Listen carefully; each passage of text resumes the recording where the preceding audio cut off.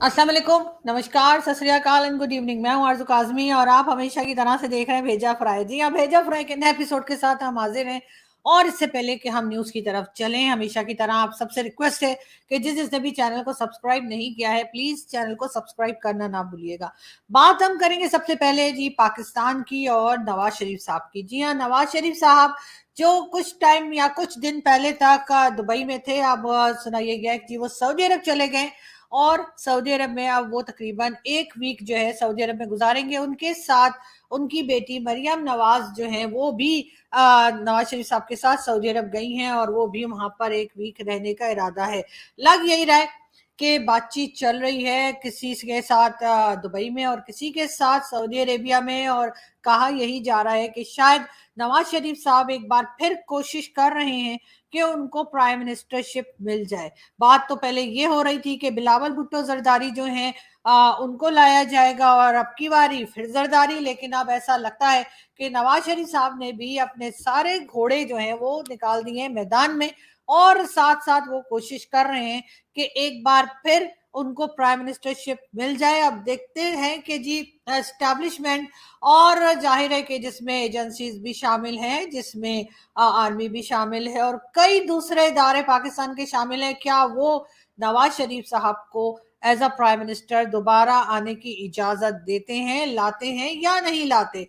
लेकिन खैर वो हम आपको अपडेट करते रहेंगे। लेकिन बहुत से लोगों का कहना ये भी है कि अगर नवाज शरीफ साहब as a prime minister Pakistan में दोबारा आए तो यकीनन भारत के साथ शायद टर्म्स बेहतर हो सकें, क्योंकि नवाज शरीफ साहब और मोदी जी की पहले ही बहुत बनती है। इससे पहले भी आपने देखा ही था कि मोदी जी जो हैं वो नवाज शरीफ साहब की जो नवासी है यानी कि मरियम नवाज की जो बेटी है उनकी शादी में शिरकत के लिए पाकिस्तान आए थे।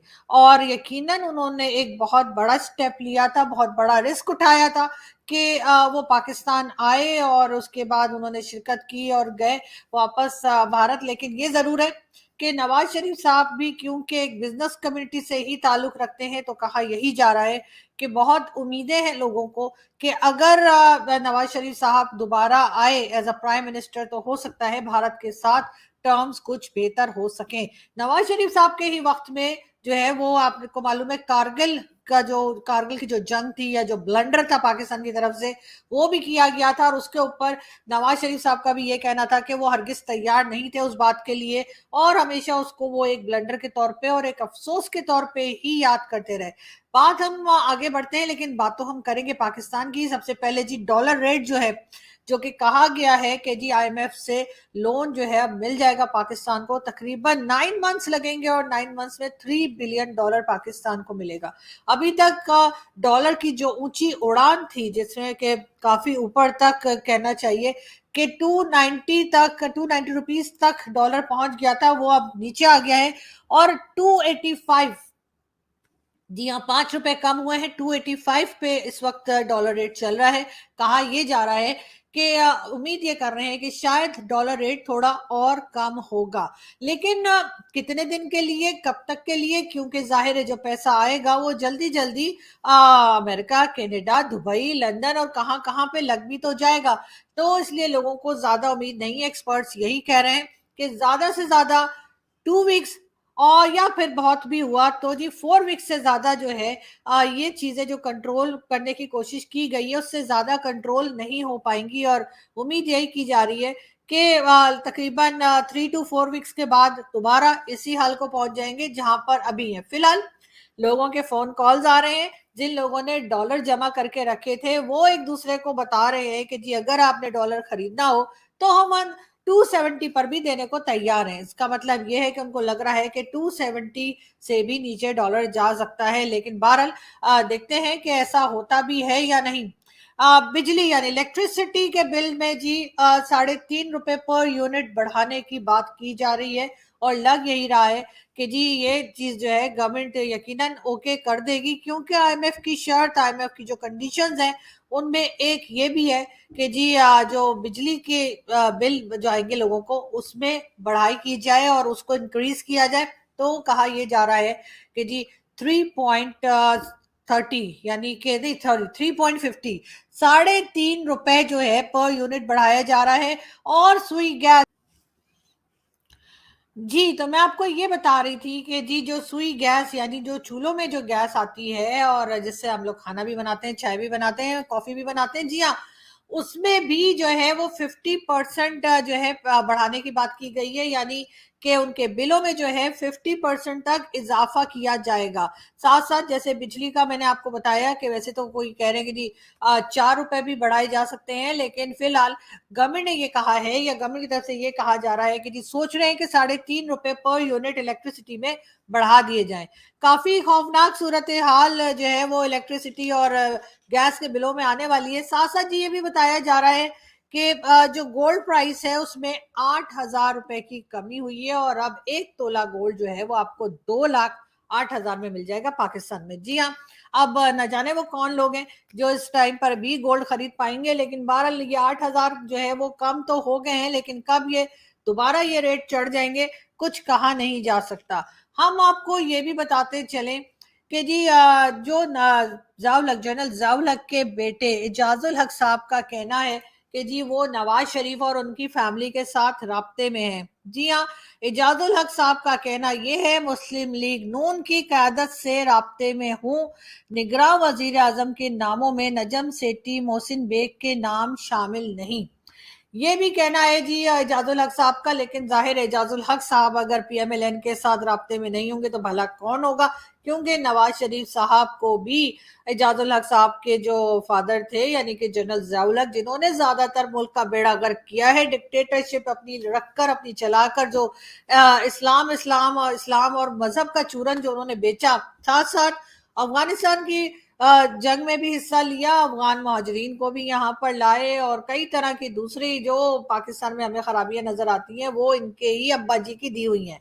तो जी वही जो है नवाज शरीफ साहब के हमेशा से सपोर्टर भी रहे हैं। नवाज शरीफ साहब उन्हीं के टाइम में जो है आगे बढ़े और एक पॉलिटिशियन के तौर पे सामने आए, लेकिन बहरहाल अब देखते हैं कि नवाज शरीफ साहब इजाजुल हक साहब को लिफ्ट कराते हैं या नहीं। बात हम करेंगे जी ख्वाजा आसिफ साहब की, जो कि हमारे डिफेंस मिनिस्टर हैं और उनकी एक वीडियो बड़ी वायरल हो रही है, हम पहले वो देखते हैं फिर बात करते हैं।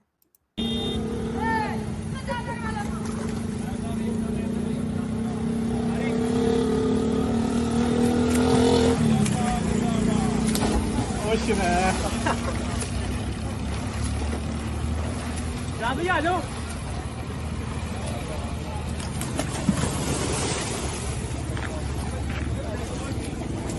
भाई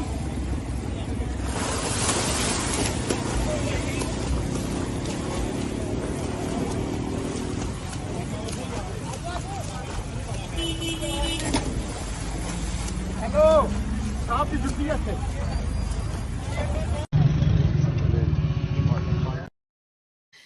जी, तो ये थे ख्वाजा आसिफ साहब जो कि डिफेंस मिनिस्टर हैं पाकिस्तान के आजकल और एज इनकी है 73 और ये सियालकोट अपने इलाके में एक नहर में जंप करते हुए दिखाई दिए और लोगों ने बड़ा अप्रिशिएट किया है और कहा है कि यकीनन इमरान खान साहब भी परेशान हो गए होंगे कि वाह, ऐसे भी लोग मौजूद हैं पाकिस्तान में जो इस एज में भी ऊपर से जंप करके और नहर में छलांग मार सकते हैं। जी हाँ, बिल्कुल आपने देखा, ऐसे तो अच्छी बात है, आजकल गर्मियां बढ़ी हैं कि हर किसी को उसमें जंप कर देना चाहिए, जाके छलांगे मारे सब लोग नहर में, लेकिन सिर्फ वो लोग जिनको स्विमिंग आती है। मेरे जैसे लोग नहीं, जिनको बिल्कुल स्विमिंग नहीं आती, तो हमें तो थोड़ा दूर ही रखें तो ही बेहतर होगा।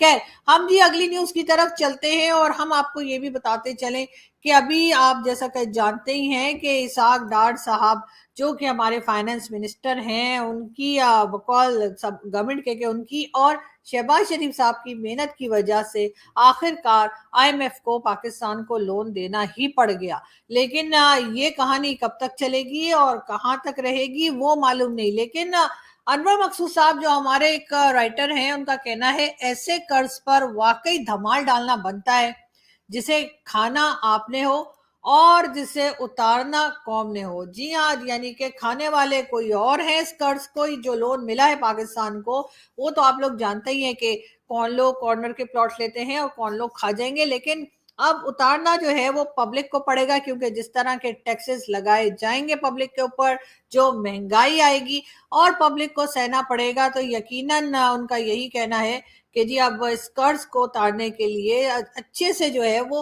जो पब्लिक है उसको जरूर मुश्किल वक्त देखने को मिलेगा। लेकिन बहरहाल लोन लेने के लिए भी तो हम उतने ही परेशान थे ना सर, जब नहीं मिल रहा था तब भी बड़ी घबराहट थी। कल यानी कि कल 4 जुलाई को आप सब जानते हैं कि एससीओ की मीटिंग है और उसमें नवाज शरीफ साहब के भाई शहबाज शरीफ साहब जो आजकल हमारे प्राइम मिनिस्टर हैं वो भी शिरकत करेंगे। उसकी अपडेट भी हम आपको देते रहेंगे और कल सबकी नजरें यकीनन उस एससीओ की मीटिंग के लिए ही लगी होंगी। लेकिन जी शेख रशीद साहब का कहना है 12 जुलाई से अवाम के लिए बिजली गैस और अजनास मजीद महंगे हो जाएंगे, तनख्वाहदार तबका मजीद पिस कर रह जाएगा। जी हाँ, बिल्कुल ठीक कह रहे हैं शेख रशीद साहब कि अब 12 जुलाई के बाद से जो है यकीनन हर चीज महंगी हो जाएगी। लेकिन सर अगर आप लोगों के पास कोई हल था तो आप लेकर आ गए होते, आखिर मुल्क तो आपका भी है। लेकिन जिस वक्त आपकी गवर्नमेंट थी उस वक्त भी आपने कुछ नहीं किया और अभी भी आप सिर्फ और सिर्फ एतराज कर रहे हैं। लेकिन बहरहाल गवर्नमेंट को ये जरूर देखना चाहिए कि जो लोग हैं, जो आम लोग हैं, वो बेचारे परेशान ना हो। लेकिन गवर्नमेंट कैसे करे, क्योंकि वो तो इन्हीं शर्तों पर लोन लेकर आए हैं कि आम पब्लिक का जूस निकालेंगे। इमरान खान से मैं पहले भी मिला हूं, विस्तार से मेरी बातचीत भी हुई है। जब वो प्रधानमंत्री यानी उनकी पार्टी के सबसे बड़े नेता चुन करके आए तो मैंने टेलीफोन भी किया था देश के एक मुखिया के नाते, और तब भी मैंने उनसे कहा था देखिए आतंकवाद करके भी कुछ पाया नहीं। ये जितना हमने बर्बादी 40 साल में की है, अगर हम 5 साल मैं मेरे देश में गरीबी के खिलाफ लड़ूं, आप अपने देश में गरीबी के खिलाफ लड़िए, हम दोनों गरीबी के खिलाफ लड़ें, हम अपने अवाम का भला करेंगे। तो उन्होंने मुझे कहा कि देखो मोदी जी, मैं पठान का बच्चा, मैं सच बोलता हूं और इसलिए मैं आपको कहता हूं कि आइए हम नई शुरुआत करें। ये बात हुई थी। पाकिस्तान में एक बात ज्यादातर उभर करके आती है कि भाई आजाद करोगे तो किससे करोगे? आर्मी से करोगे, आईएसआई से करोगे कि इलेक्टेड बॉडी से करोगे? बोले पता ही नहीं चलता वो देश कौन चलाता है। जी, तो ये थे मोदी जी जो कह रहे थे पता नहीं ये देश कौन चलाता है। वो तो मोदी जी आपको कितनी बार कहा है आर्मी से बात कीजिए, आर्मी चीफ से बात कीजिए, हमारा तो बता बता के गला बैठ गया। न जाने आप सुनते क्यों नहीं है। और यकीनन अब तो सबको समझ आ ही जानी चाहिए कि पाकिस्तान कौन चलाता है। पाकिस्तान एजेंसीज और आर्मी मिलकर चला रहे हैं। बाकी जो पॉलिटिशियंस हमारे हैं वो सिर्फ वैसे ही सामने दिखाने के लिए होते हैं, तो इसलिए उनसे टेंशन लेने की जरूरत नहीं। और जो इमरान खान साहब ने कहा कि जी मैं पठान का बच्चा हूं और मैं भी गरीबी के खिलाफ लड़ूंगा, तो आपने देख लिया कि इमरान खान साहब ने क्या लड़ा और किस तरीके से। वो तो हेलीकॉप्टर से ही नीचे नहीं उतरते थे। यानी उनके घर के जो घर था उनका बनी गाला, बल्कि अभी भी है, और वहां पर भी कहते हैं कि जी एक हेलीकॉप्टर खड़े, 2 हेलीकॉप्टर बल्कि कहते हैं कि जी खड़े रहते थे और खान साहब उठते थे और हेलीकॉप्टर में बैठते थे और प्राइम मिनिस्टर हाउस आ जाते थे। यहाँ से थोड़ी देर वो अपना बातें बातें करते थे, लोगों से पूछते थे क्या हो रहा है क्या नहीं हो रहा, उसके बाद फिर हेलीकॉप्टर में बैठते थे और फिर दोबारा बनी गाला चले जाते थे। तो जाहिर है जब वो इस तरह से काम करेंगे तो उन्होंने मेरे ख्याल है अपनी गरीबी के ऊपर तो काम कर लिया, लेकिन पब्लिक की गरीबी के ऊपर काम नहीं किया जो कि होना चाहिए था। लेकिन बहरहाल एक अच्छा सजेशन, एक अच्छी बात इंडियन प्राइम मिनिस्टर की तरफ से कही गई थी। अनफॉर्चुनेटली इमरान खान साहब उसको फॉलो नहीं कर सके, उस बात को लेकर आगे नहीं बढ़ सके। लेकिन अब जो भी नई गवर्नमेंट आएगी हम उम्मीद करते हैं, हम दुआ करते हैं कि थोड़ी सी अक्ल उनको हो और वो इस बात को और इस चीज को लेकर आगे बढ़े कि हमें अमन चाहिए और हम ये टेररिज्म के हवाले से जो एलिगेशंस लगती हैं उसमें से निकलने की कोशिश करें और ऐसे लोगों को जो इसमें इन्वॉल्व हैं उनको पकड़ के सजा दें। जाहिर है जो यहाँ पे कैंप्स बने हुए हैं, मदरसे बने हुए हैं, वो किसी से ढके छुपे नहीं है, सबको मालूम है। लेकिन उसके लिए इन मदरसे वालों की फंडिंग भी बंद करनी पड़ेगी। वॉइस को फैसिलिटेट करने के लिए दावत इस्लामी ने अभी ये मशीन जो पैसे देती है, अल्हम्दुलिल्लाह हमारा फाइनेंस डिपार्टमेंट इस पर काम कर रहा है। वो मशीन जो पैसे लेती है, आप चंदा देने के लिए उधर नहीं जाना पड़ेगा आपको, आप नोट मशीन में डालें, मशीन आपको रसीद दे देगी, thank you very much, Dawat Islami को चंदा देने का शुक्रिया। बंदा रखने की लोड़ ही कोई, मशीन रखी रखो बस। सुबह दोपहर शाम वो मुख्तलिफ स्टोर्स पर, मुख्तलिफ बस स्टॉपों पर, मुख्तलिफ जगहों पर मशीनें रखी होंगी। आप जाके नोट डालें, रसीद आपको देगी, थैंक यू वेरी मच। वो ऑटोमेटिक दावत इस्लामी के पास आ जाएगा किस मशीन में कितना चंदा है। हम कैश मशीन पर काम कर रहे हैं इस वक्त।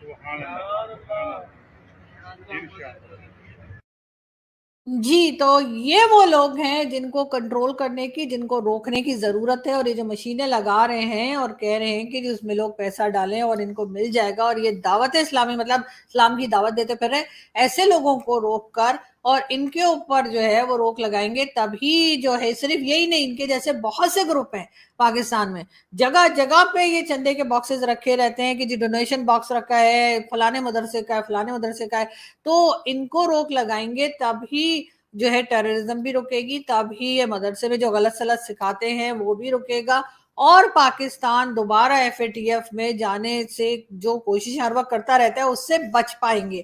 लेकिन बहरहाल हम चलते हैं अगली न्यूज की तरफ, और हम आपको अब ये बताते चलें कि जी यहाँ पर जब से कल से, यानी जब से ये आईएमएफ की बात हुई है, स्टॉक मार्केट में 2372 पॉइंट्स का इजाफा हुआ है। यानी कि स्टॉक मार्केट अक्सर हमारी क्रैश करती रहती है, मगर इस बार स्टॉक मार्केट में इजाफा हुआ है, और वो बताया जा रहा है 2372 पॉइंट्स का इजाफा आया है। और अच्छी बात है, मेरे ख्याल है इजाफा होते रहना चाहिए, और ये यकीनन इसकी वजह जो है वो आईएमएफ का लोन है। लेकिन शहबाज शरीफ साहब का ये भी कहना है, उन्होंने ये भी कहा है कि जी हम चाइना के भी शुक्रगुजार हैं, क्योंकि चाइना ने भी हमारी काफी मदद की और चाइना ने काफी पैसे दिए, और यही वजह है कि हम आईएमएफ का लोन मिलने तक सरवाइव कर पाए। लेकिन सर इसके आगे क्या, इसके बाद क्या है आपके पास, अब आप आगे क्या करने वाले हैं ये भी बता दीजिए, क्योंकि ये पैसा भी खत्म हो जाएगा, खा पी के बराबर हो जाएगा, कुछ तो कर्जों में चला जाएगा, बाकी में आप जानते ही हैं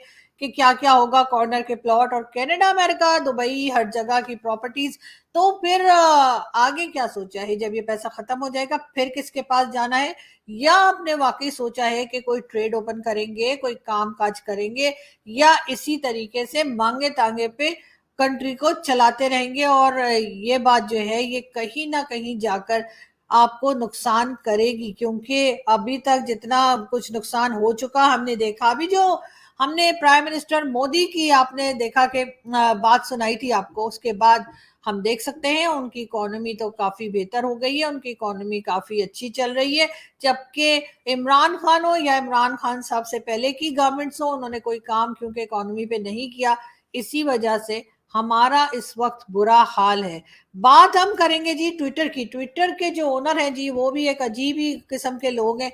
उनका कहना ये है कि अगर आपने ब्लू टिक ले रखा है, यानी ब्लू टिक आपने खरीद रखा है, ब्लू टिक है आपके पास, तो आप 6000 ट्वीट्स पढ़ सकते हैं पर डे। अगर आपके पास ब्लू टिक नहीं है तो फिर आप 600 ट्वीट्स जो है पर डे पढ़ सकते हैं। और अगर आपका अकाउंट नया है, आपने अभी कुछ टाइम पहले ही अकाउंट बनाया है, तो आप सिर्फ 300 ट्वीट्स जो है वो ही पढ़ सकेंगे। इसके ऊपर भी जी बड़ा एतराज हो रहा है, लोग काफी शोर मचा रहे हैं, लेकिन ट्विटर के लोगों के कान के ऊपर जू नहीं रेंग रही, और वो कह रहे हैं कि बस जी हमने कह दिया सो कह दिया। लेकिन बहरहाल शोर मच रहा है, हो सकता है आगे जाकर किसी किस्म का नया जो है वो डिसीजन लें, और ये लूट मार जो चल रही है ट्विटर के ऊपर, शायद ये थोड़ी सी रुक जाए। हम यहाँ से देखते हैं जी एक वीडियो और फिर बात करते हैं। की शक्ल में भेज सकें तो 3 चीजें मैंने आपके सामने पेश की। नंबर 1, इस नई पॉलिसी के जरिए, जिसको हम बॉन्डेड वेयरहाउस पॉलिसी कह रहे हैं, उसके जरिए नंबर 1 जखीरा अंदोजों की कमर तोड़ दी गई है। अब कोई भी शख्स ये नहीं कह सकता कि मेरा तो अभी शिप आ रहा है, मैंने तो अभी ऑर्डर दिया है, मेरी तो अभी एलसी कंफर्म नहीं हो रही। अब हमारा रेगुलेटर उसको कह सकता है कि फलां जगह पे तेल पड़ा है, बेटा अगर आपने नहीं अपनी रिस्पॉन्सिबिलिटी पूरी की, जो 20 दिन की आपकी रिस्पॉन्सिबिलिटी है कि आपने 20 दिन का, हर पेट्रोल पंप कंपनी ने, हर बड़ी ऑयल मार्केटिंग कंपनी ने 20 दिन का जखीरा रखना है। तो वो जो वो हीले बहाने करते थे कि हमारा जहाज आ रहा है, हमारी बुकिंग हो रही है, हमारी एलसी नहीं खुल रही, आप पाकिस्तान की पोर्ट के अंदर, फैसलाबाद में, लाहौर में, हैदराबाद में, हर जगह पे बॉन्डेड वेयर हाउसेज के अंदर तेल पड़ा होगा, और उसी वक्त उनको कहा जाएगा कि आप वहां से जाएं और खरीद कर ले आएं। ये जो आपके हीले बहाने अब नहीं चलेंगे। तो पाकिस्तान में इंशाअल्लाह अब आने वाले वक्त में ड्राई आउट नहीं होगा, नंबर 1। नंबर 2, जो जी, तो ये थे मुसद्दिक मलिक साहब जो पेट्रोलियम के मिनिस्टर हैं, और उनका कहना था कि जी सब चीज़ें एकदम ठीक है और अब जो है वो एलसीज भी खुल जाएंगी और किसी किस्म की कोई प्रॉब्लम नहीं है, तो कोई भी जो है वो बहाने ना करे। बहरहाल देखते हैं कि जी कितने दिन ये सब कुछ चलता है और कब तक कोई बहाने नहीं करता। लेकिन बात हम दोबारा करेंगे शहबाज शरीफ साहब की। और शहबाज शरीफ साहब की बात हम यूं करेंगे कि जी शहबाज शरीफ साहब ने जो है वो प्रोटेस्ट किया है, बहुत एतराज किया है, और उन्होंने ये कहा है कि जी स्वीडन में जो वाकया हुआ जिसकी वजह से जो दिखाया गया कि जी कोई किसी ने कुरान जलाया था, उसके ऊपर जो प्रोटेस्ट हुआ है उसको सपोर्ट किया है, और उन्होंने ये कहा कि ऐसा नहीं होना चाहिए। लेकिन सबसे पहले शहबाज शरीफ साहब, आप अपने यहाँ तो कोई एग्जाम्पल सेट कीजिए। बिल्कुल मैं कहती हूँ गलत है किसी की भी मजहबी किताब को नुकसान पहुंचाना, जलाना, फाड़ना या कुछ भी करना, बिल्कुल गलत है। लेकिन पाकिस्तान में माइनॉरिटीज के साथ जो कुछ हो रहा है जरा उसके ऊपर भी थोड़ा सा बोल लिया करें। बाकी तो आप लोगों को इस्लामोफोबिया हर जगह नजर आता है, चाहे वो स्वीडन में हो, चाहे अमेरिका में हो, चाहे कनाडा में हो, या किसी भी जगह, तो आप लोग एकदम आवाज उठाते हैं और बोलना शुरू कर देते हैं। अच्छी बात है, बोलिए, लेकिन जो आपके यहाँ माइनॉरिटी के साथ हो रहा है, जो हिंदू बच्चियों के साथ हो रहा है, जो सिख कम्युनिटी के साथ हो रहा है, जो अहमदियास के साथ हो रहा है, जुल्म हो रहा है उनको, ना सिर्फ ये कि जिंदगी में उनके तंग किया जाता है, बल्कि जब वो बेचारे दुनिया से चले जाते हैं उसके बाद जाकर उनके कब्रिस्तान को तोड़ा फोड़ा जाता है। जरा उसके ऊपर भी कुछ बोल लीजिए, जरा उधर भी थोड़ी सी इंसानियत दिखा दीजिए और बताइए कि हम इंसान पहले हैं और उसके बाद कुछ भी हो सकते हैं, लेकिन सबसे पहले हम इंसान हैं। लेकिन हम तो यही साबित करने में लगे हैं कि जी हमारे अंदर इंसानियत नाम की कोई चीज नहीं है, और यही वजह है कि माइनॉरिटीज, हमारे यहाँ की माइनॉरिटीज पाकिस्तान में जो सब मौजूद है बेचारे, उनके ऊपर होने वाले जुल्म जो है उससे ना तो हमें कोई फर्क पड़ता है, ना हमें वो नजर आते हैं, और ना ही हम उनकी मदद करने की कोई खास कोशिश करते हैं। लेकिन हाँ, दुनिया में बाकी कहीं कुछ हो जाए तो हम सबसे पहले निकल पड़ते हैं। लेकिन हाँ, एक जगह और हम नहीं निकलते, और वो है चाइना। चाइना को भी हम कुछ नहीं कहते। चाइना के लिए हम ये नहीं कहते कि जी वहां पे मुसलमानों के साथ गलत हो रहा है, वहां पे मसाजिद को तोड़ा जा रहा है, और वहां पर उनके ऊपर तरह तरह की पाबंदियां लगाई जा रही हैं चाइना में मुस्लिम्स के ऊपर, उसके ऊपर हम बात ही नहीं करते। बल्कि इमरान खान की गवर्नमेंट के टाइम पे भी खान साहब ने कहा था कि जी मैं अलग से जाके बात कर लूंगा। भाई अलग से जाके क्या बात कर लेंगे? आपने कोई मतलब रिश्ता देना था क्या किसी का जो छुप छुपा के बात करेंगे? ऐसे ही बात कीजिए ना, जाके यूनाइटेड नेशन में बात कीजिए, जैसे आप बार बार जाकर कभी कश्मीर कश्मीर करते हैं और कभी कोई बात करते हैं। तो इसी तरीके से जो कुछ चाइना में हो रहा है उसके लिए भी आपको वहां आवाज उठानी चाहिए, और उसको भी छोड़ दीजिए चाइना को। सबसे पहले अपने यहाँ देखिए, अपनी कंट्री में देखिए कि क्या हो रहा है, और अपनी कंट्री को ठीक करने की कोशिश कीजिए। यहाँ पे जिस दिन आपने सब कुछ सही कर लिया, यहाँ की माइनॉरिटी को उसके राइट दे दिए, उनके ऊपर होने वाला जुल्म रोक दिया, तब आप शायद कहीं और जाके किसी और की बात करने के काबिल होंगे। वरना तो हमें तो नहीं लगता कि सर कोई आपकी बात को सीरियसली लेगा, क्योंकि सारी दुनिया जानती है आजकल सोशल मीडिया का जमाना है। सबको मालूम है कि आपकी कंट्री में क्या होता है, आपकी कंट्री में किस तरह से किसको तंग किया जाता है। तो इसलिए अब लोग आपकी बात को इतना सीरियसली नहीं लेंगे, चाहे आप जितना मर्जी प्रोटेस्ट करें स्वीडन के लिए और कभी कहीं के लिए, लेकिन होने वाला कुछ नहीं है। इसके लिए सबसे पहले आपको अपनी ही मुल्क के अंदर काम करना पड़ेगा। खैर, एहसन इकबाल साहब जो कि पीएमएलएन के मेंबर हैं, उनका कहना है कि जी सुबह 10 बजे उठने वाली कौम कभी तरक्की नहीं कर सकती। लेकिन सर हमने तो सुना था कि फौजी सुबह सुबह उठ जाते हैं। हमारे फौजी भी मेरे ख्याल है सुबह ही सुबह उठ जाते होंगे, क्योंकि उनकी तो ट्रेनिंग होती है सुबह उठने की। तो सर मुल्क तो वही चला रहे हैं ना, तो बाकी कौम को आप 10 बजे अगर ताने मार रहे हैं कि जी 10 बजे उठने वाली कौम है, तो हमें ऐसा नहीं लगता। क्योंकि जो सरकारी नौकरियों में है उनको शायद आप कह सकते हैं कि वो 10 बजे उठते होंगे, लेकिन प्राइवेट जॉब वाले तो वैसे ही तेल निकाल लेते हैं, एक आदमी से 4 आदमियों का काम करवाते हैं। तो इसलिए मुझे ऐसा नहीं लगता कि हमारे यहाँ जो है वो हमारी कौम जो है वो सोई रहती है और 10-10 बजे उठकर और तब काम करना शुरू करती है। सर ऐसा नहीं है, हमारे तो मीडिया के लोग भी, हम खुद सर रात को 2-2 बजे तक जो है वो रिकॉर्डिंग कर रहे होते हैं, क्योंकि कोई कनाडा में रहता है, कोई अमेरिका में रहता है, कोई कहाँ रहता है। तो सर हम तो काम कर रहे होते हैं और सर सुबह सुबह भी उठ जाते हैं। तो इसलिए सर आप काइंडली एक बार चेक करके और फिर बात कीजिएगा कि आखिर हो क्या रहा है। बात हम करेंगे जीपीएमएल क्यों की, और पीएमएलक्यू के जो मेंबर हैं या जो सदर हैं यानी कि चौधरी शुजात और परवेज इलाही साहब, उनके दरमियान में इमरान खान साहब की पार्टी में, क्योंकि परवेज इलाही साहब चले गए थे तो दोनों में 36 का आंकड़ा हो गया था और काफी झगड़ा रहा है। और परवेज इलाही साहब जैसे कि आप जानते हैं कि चीफ मिनिस्टर भी रह चुके हैं पंजाब के। अब जो है वो जी चौधरी शुजात, जो कि परवेज इलाही साहब के कजन भी है, कहीं से कोई रिश्तेदारी भी लगती है, वो उनको मनाने के लिए उनके घर गए हैं। उनका कहना ये है कि जी हम परवेज इलाही साहब को एक बार फिर दावत देंगे कि वो पीएमएलक्यू को ज्वाइन कर लें। अब देखते हैं जी कि वो पीएमएलक्यू को ज्वाइन करते हैं या नहीं करते, लेकिन बहरहाल एक बार फिर चौधरी शुजात जो हैं वो गए हैं परवेज इलाही साहब से बात करने। हम आपको ये भी बताते चलें कि जी नवाज शरीफ साहब का कहना ये है कि जी इकोनॉमी को भंवर से निकाल लेंगे, यानी जो इकोनॉमी हमारी डूबती जा रही है उसको भंवर से निकाल लेंगे। खैर नवाज शरीफ साहब हो या कोई और पॉलिटिकल पार्टी वर्कर या पार्टी चलाने के लिए जो लोग होते हैं, जो हमारे पॉलिटिशियन है, बातें तो खैर सभी बड़ी बड़ी करते हैं। इमरान खान साहब ने भी बहुत कुछ उम्मीदें लोगों को दिलाई थी और यही वजह है कि जब वो उन उम्मीदों पे पूरे नहीं उतरे तो फिर उनको सीट से ही उतार दिया गया। मगर हम देखते हैं कि आगे ये किस तरीके से लेकर चलते हैं, क्योंकि बहरहाल इस वक्त जो लोन मिल गया है पाकिस्तान को वो ज्यादा दिन चलने वाला नहीं है, वो एक दिन खत्म हो ही जाएगा। तो इससे पहले कि आईएमएफ का लोन खत्म हो जाए, सोचिए कि आपने अपनी ट्रेड कैसे ओपन करनी है, सोचिए कि आपने जो है दूसरी कंट्रीज के साथ टर्म्स कैसे बेहतर करने हैं। ये कश्मीर कश्मीर कश्मीर करना छोड़िए और भारत के साथ मिलकर ट्रेड कीजिए, साथ ही टेररिज्म को रोकने के लिए हर तरह के स्टेप उठाइए ताकि भारत और दूसरी कंट्रीज के साथ हमारे टर्म्स बेहतर हों। यहाँ से हम चलते हैं, आपसे मुलाकात होगी नेक्स्ट वीडियो में। अपना बहुत सा ख्याल रखिएगा, हंसते रहिए, मुस्कुराते रहिए और हमारे चैनल को सब्सक्राइब करना ना भूलिए। बहुत शुक्रिया, थैंक यू।